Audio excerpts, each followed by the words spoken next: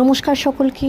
আজ দীপাবলির রাতে, অমাবস্যার রাত, গৌরীপুর কালীবাড়ি চত্বরে আমাদের আজ এই সময় মানে রাত্রি 12টার সময় মায়ের এক অপরূপ সাজ দেখানো হয়।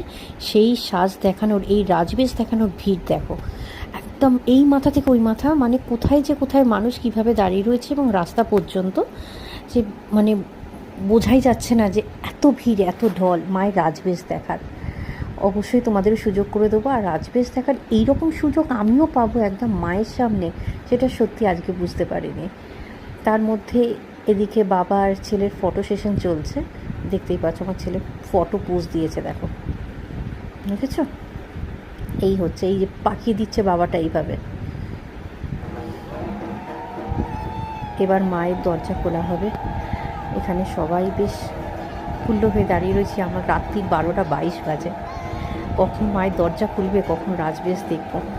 ফোনটাকে তুলে রেখেছি যাতে ফোনটা দিয়ে দেখা যায়, সাধারণত খুব একটা দেখা যায়নি, কিন্তু ভিড়ের চোটে গিয়ে সামনে যে পড়বো সেটাও বুঝতে পারিনি।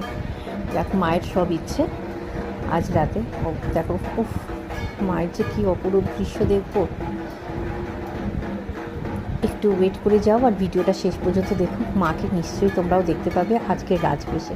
মায়ের রাজবেশটা কি, যারা যারা দেখোনি আজ পর্যন্ত গৌরীপুর কালীবাড়িতে, তারা কিন্তু ভিডিও শেষে একদম দারুণভাবে মায়ের রাজবেশ দেখতে পাবে তোমরা। জয় মা। তখন এত চিৎকার, এত চিৎকার যে মায়ের এই রাজবেশ দেখার, ও বাবা, একটা অন্যরকম দৃশ্য। এবার আস্তে আস্তে আমরা মন্দিরের দিকেই প্রবেশ করব। ভিডিওটা কিন্তু শেষ পর্যন্ত দেখো, যাদের মনে হচ্ছে মায়ের রাজবেশ দেখবে।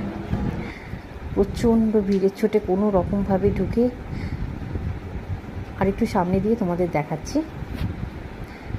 জয় মা। এই মায়ের কাছে নাকি যা চাও তোমার মনস্কামনা সত্যিই পূরণ হবে, এটা আমার বিশ্বাস। এটা আমার বিশ্বাসের ওপর দিয়ে কথাটা বললাম, সবই বিশ্বাসের ওপর। দেখো মাকে কত সুন্দর লাগছে, কি অপরূপ দৃশ্য।